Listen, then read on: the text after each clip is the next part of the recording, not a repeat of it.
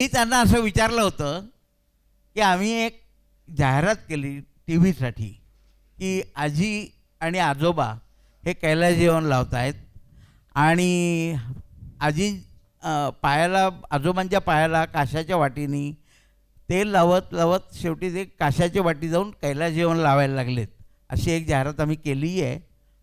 तर त्यासाठी ती जोडी म्हणून मी PL आणि सुनीताबाईंना विचारलं. अर्थात PL रागावले नाहीत, माझा त्यांचा परिचय चांगला होता. PL म्हणले, राम, हे अशा गोष्टींसाठी मी जाहिरात करणार नाही. आणि ही गोष्ट म्हणजे जाहिरात करायला हरकत नाही, तुझी कन्सेप्ट छानच आहे, पण त्याच्यासाठी मी आणि सुनीताबाई देशपांडे आम्ही नाही, तो दुसऱ्याकडून कोणाकडून करून घे. उपलब्ध वेळेमध्ये शेवटचे 1-2 प्रश्न रामभाऊंना आणि नंतर 1-2 प्रश्न शेवटाला मी कामत साहेबांना, कारण कामत साहेबांच्या उत्तम मांडणीतनं शेवट व्हावा अशी माझी पण इच्छा असल्यामुळे त्यांच्याकडे जाणार आहे. तर रामभाऊंना आणखीन एक गोष्ट विचारू इच्छितो की कैलास जीवनच्या बाबतीत ग्राहकाच्या मनामध्ये बसलेली गोष्ट आहे ती म्हणजे शुद्धता त्यातली. तर ही शुद्धता लार्ज स्केलवर एवढा व्यवसाय वाढवल्यानंतर खरोखरच पक्की 100% टिकवता येते का? 100% असं हे करता येतं. 100% त्याच्यामध्ये कुठल्याही प्रकारे कोणीही कैलास जीवनच नव्हे, एकूणच आता कामत साहेबांच्या व्यवसायामध्ये शुद्धता असल्याशिवाय कामत साहेबांकडे कोणी जाणारच नाही. नाही, तिथे पटकन चव घेण्याचा भाग असल्यामुळे आम्ही चटकन नाकारू. तुमची चव आम्हाला नंतर कळेल ना त्याची, म्हणून तुम्हाला विचारतो.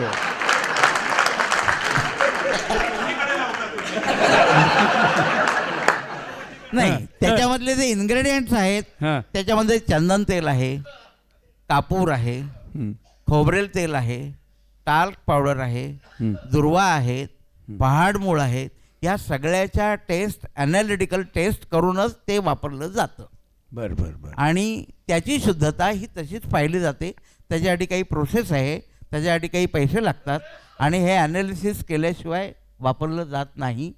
आणि त्याच्यातून त्याची पारदर्शकता ही आम्ही अगदी व्यवस्थितपणे तपासतो. जसं इथल्या भारतातल्या राज्यापर्यंत गेलेल्या आहात, देवळातनं घराघरातनं महाराष्ट्रातनं वेगवेगळ्या राज्यात, तसं परदेशात कैलास जीवन खपवण्याचा पहिला प्रयत्न कधी केलात आणि आता कुठल्या कुठल्या देशात निर्यात होते? आम्ही युरोपमध्ये काही भागात जातो, त्यानंतर अमेरिकेमध्ये आम्हाला परवानगी नाही. इंग्लंडमध्ये आम्हाला परवानगी होती, म्हणजे आयुर्वेदिक औषधांना आम्हाला, म्हणजे आम्ही आयुर्वेदिक औषधांविषयी बोलतोय, ती त्यांनी इंग्लंडने बंद केली. त्यानंतर आम्ही रशियामध्ये आत्ता खूप जातो, पण रशियाची परिस्थिती ह्या गेल्या 1 वर्ष 2 वर्षात फार वाईट आहे. रशियन लोक चार्टर्ड फ्लाईटनी गोव्यामध्ये येतात आणि दिल्लीमध्ये जातात. ते कैलास जीवनसारखे लिफ्ट टू कैलास जीवन, आणखीन असे काही विशिष्ट रोगांवर म्हणजे ह्याच्यावरती अशी औषधं तिकडं प्रचंड प्रमाणात घेऊन जातात.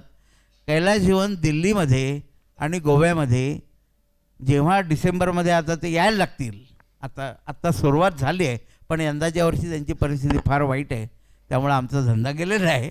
पण ते हजारो बाटल्या, ट्युबा असे कैलास जीवनच्या कंटेनर्स वाईज घेऊन जातात. अच्छा, एक वेगळा व्यक्तिगत गोष्ट विचारतो की कामत साहेब, तुम्हाला जसा जुनी भांडी गोळा करण्याचा फार उत्तम छंद आहे, मी नाशिकला जुन्या नाशकात तुम्हाला भांडी खरेदी करताना बघितलं आहे, शोधताना, तसं आमच्या रामभाऊंना उत्तमोत्तम जुन्यातली जुनी भाषणं ते आत्तापर्यंतच्या भाषणांचं कलेक्शन करणं, दुर्मिळ पुस्तकांचं कलेक्शन करणं, असा सगळा छंद आहे. तर हा छंद या वाढत्या व्यवसायाच्या व्यापामध्ये अजूनही जोपासता आहात का? व्यवसाय तर होतच असतो, कामत साहेब याला मान्यता देतीलच, परंतु आपले काही छंद असतात ते जोपासणं हा विरंगुळा आहे. टेन्शन जर घ्यायचं नसेल तर असे काही छंद जोपासणं हे गरजेचं आहे. समोर दिलीप सरवटे साहेब बसलेले आहेत, पण ह्या सगळ्याचा ज्यांना टेन्शन असतं ती लोक काही ना काहीतरी छंद हे करत असतात. मी तशा पद्धतीने अनेक भाषणं हिराबाई बडोदकरांपासून आणि सावरकरांपासून अशी एकत्र गोळा केले आहेत. पु ल देशपांड्यांची जवळजवळ हो हो हो म्हणण्याइतकी भाषणं मी गोळा केली आणि त्याची शेवटी श्रोते हो जन हो अशी पुस्तकं पण तयार झाली. ती पुस्तकं यांनी जपून ठेवलेल्या कलेक्शनमधनं झालेली आहेत याची बऱ्याच जणांना कल्पना नसेल. तुमचा हा जुनी भांडी गोळा करण्याचा छंद याची संकल्पना मनात कशातनं आली? माझं स्वतःची 2 म्युझियम आहेत. एक जाधवगडला एक ऑर्किडमध्ये आहे. पण ही जुनी भांडी नाही तर मी 8 वर्षाचा असताना माझ्या आईने एक लड्डू गोपाल मला दिला होता आणि एक नाणं दिलं होतं. आणि त्याच्यानंतर मला वाटतं जगातला सगळ्यात जास्त जर इंडियन अँटिकचा, माझे मित्र बसले आहेत माझ्या इथे, हात जरा उभे राहा, यांच्याकडनं पण मी पुष्कळ आणि अतिशय सज्जन व्यक्ती आणि कुठलंही काय आलं तर मला ते नेहमी सांगतात की साहेब असं असं आहे.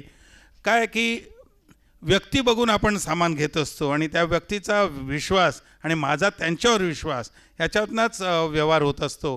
तशी काही चांगली माणसं मिळाली तर आणि मी जुनं जमा करत गेलो.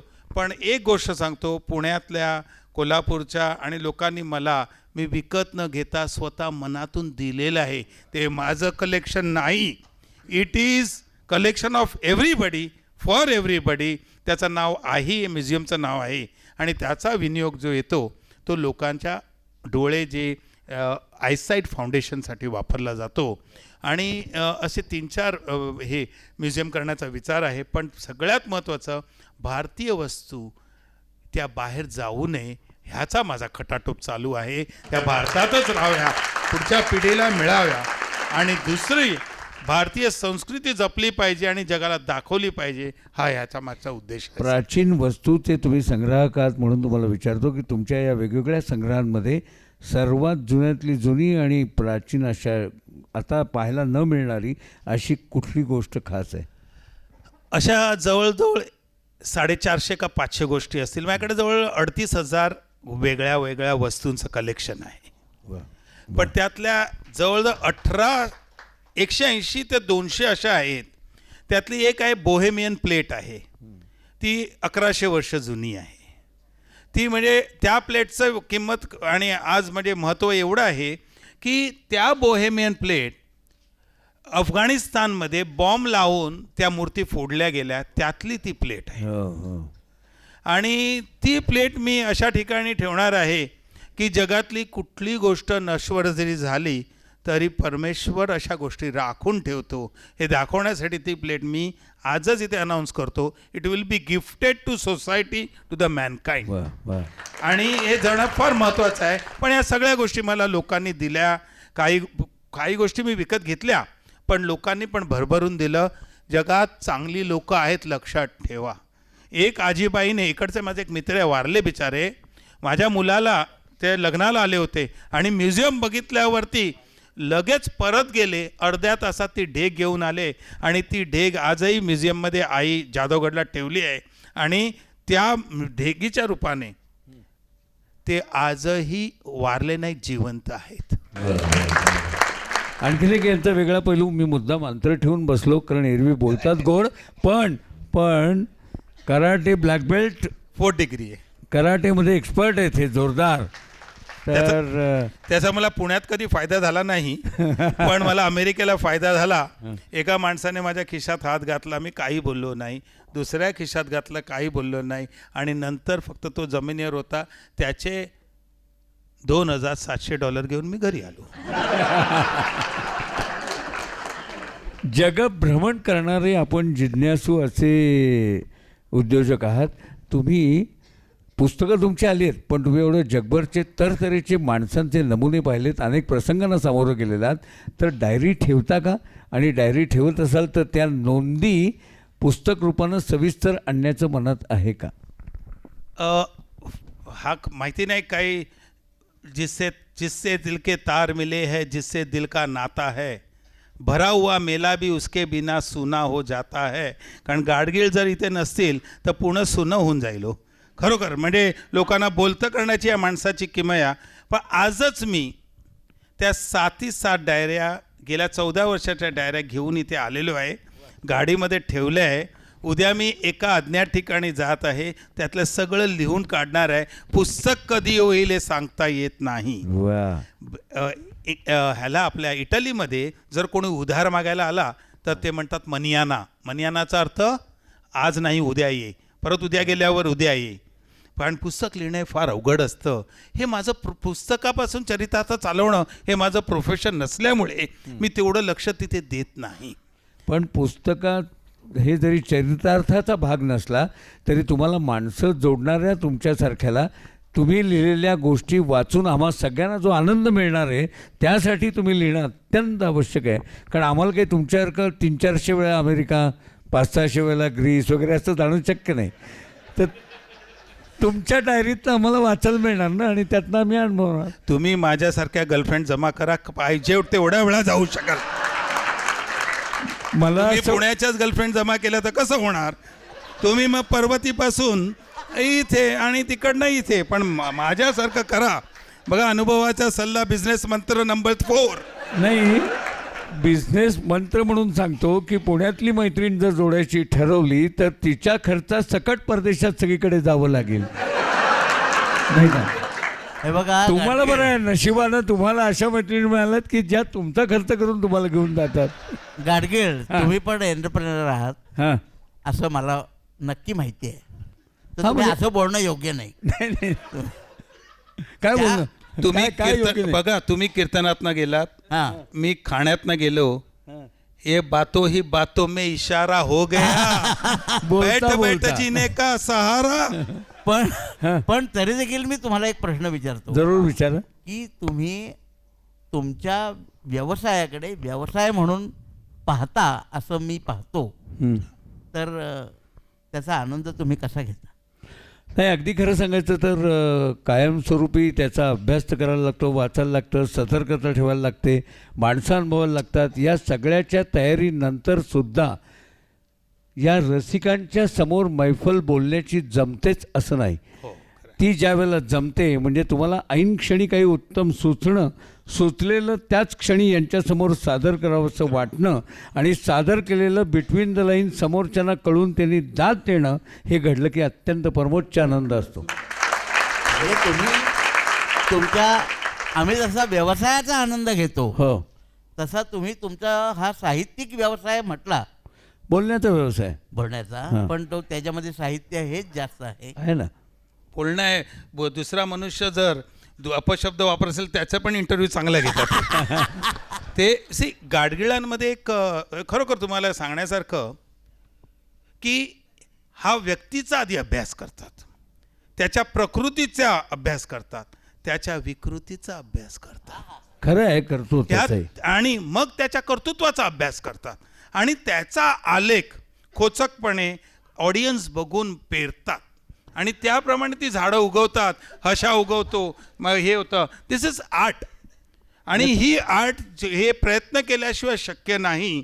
इंटरव्ह्यूमध्ये मी आता त्यांना सांगितलं होतं, तुम्ही त्यांचाच इंटरव्ह्यू घ्या आणि त्यांना विचारा, कारण मला त्यांच्याकडनं आणि माहिती पाहिजे आहे. विठ्ठल कामत काय कधी मिळेल? विठ्ठल होतो आला, बोलवला का लगेच येतो, पण हे असे कोलटकर कधी येणार? तर I want him to speak.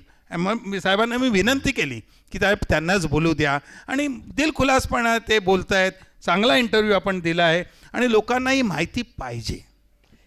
एक आनंद तुम्हाला सर्वात चांगला घेता येतो तो असा की या बोलण्याच्या क्षेत्रामध्ये समोरच्या व्यक्तीच्या बद्दल, त्याच्या वर्तणुकीबद्दल, त्याच्या काही वेगळ्या कर्तृत्वाबद्दल मनातनं चीड आलेली असते, पण तरीही माणसं थेट त्यांच्यापर्यंत बोलू शकत नाहीत, सर्वसामान्य माणसं. खरं आहे. आम्हाला पत्रकारितेच्या माध्यमातून केवळ पत्रकारितेचं लेबल आहे म्हणून नाही, पण त्यांच्याकडे जाऊन त्यांच्यासमोर थेट त्यांना बोलता येतं. आणि हे बोलत असताना हात उगारत न बसता, आक्रस्ताळीपणा न करता, थोडी सॅटायरिकल व्हेंट ठेवली तर उत्तम पद्धतीनं समोरच्याला एक्सपोज करणं शक्य होतं. त्याचा आनंद खूप मस्त असतो. क्या बात आहे. उदाहरणार्थ, अगदी अलीकडेच मी एका राजकीय नेत्याची मुलाखत घेतली. आजचे मुख्यमंत्री नाही, ते फारच अप्रतिम अभ्यासू असे व्यक्तिमत्व मला जाणवलं.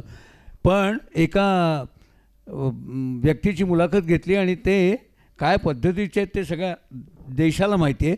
आणि ते माझ्याशी बोलत असताना मी एक 20 वर्षापूर्वी कसा 2 खोल्यात राहत होतो, कसा अडीअडचणीत जगलो, अडीअडचणीत वाढलो आणि तो असा काही वाढलेला नाही हे लोकांना माहिती असल्यामुळे लोक वेगळ्या त्यांच्या बोलीला हसत होते. पण याची त्यांना जाणीव होत नव्हती. म्हणून मग ते जेव्हा बराच वेळ बोलले की अशा वाईट अडीअडचणीतनं काबाड कष्ट करत मी आज या स्तरावर आलो आहे असं म्हणता क्षणी म्हटलं, साहेब मग एक तुमचा सल्ला इथल्या तरुण मुलांना अत्यंत आवश्यक आहे की अवघ्या 20 वर्षात काबाड कष्टातनं 2 खोल्यातनं आलेला माणूस हजारो कोटी रुपयाची रक्कम कशी जमवू शकतो. वा वा क्या बात. त्याला लोक जी काही त्यांची दाद 5 मिनिटं चालू होती आणि त्या माणसाला पुन्हा तो प्रश्न कळलाच नाही पहिला क्षण. आणि अशा लोकांचा आल्यानंतर त्यांना तो कळला आणि मग ते म्हणाले हा विषय जरा सविस्तरपणे बाहेर नंतर बोलण्याचा आहे. नाही, पण अशा लोकांना विषय कळला असतो, पण कळाला असा दाखवायचा खरं नसतो. खरं खरं आहे. तर एक एक प्रश्न फक्त शेवटचा विचारतो तुम्हाला दोघांना आणि थांबतो.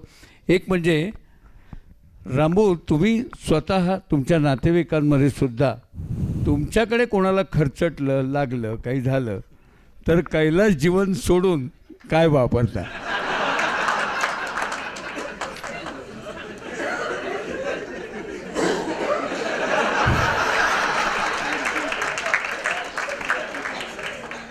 काय आहे की संपूर्ण औषध व्यवसायामध्ये सगळेजण माझे मित्र आहेत. त्यामुळे त्यावेळेला जे मला उपलब्ध होईल ते माझ्या मित्राचंच आहे.